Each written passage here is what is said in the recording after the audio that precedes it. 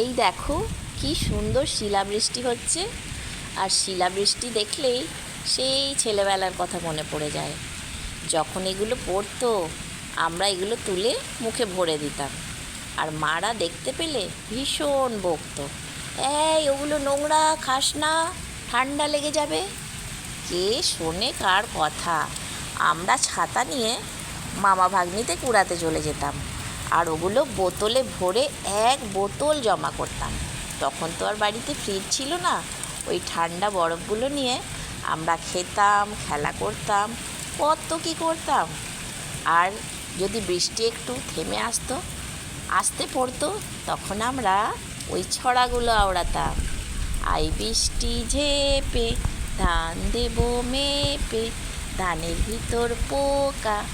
জামাইশালা থাক, আর বললাম না। তোমরাও কি এটা করতে?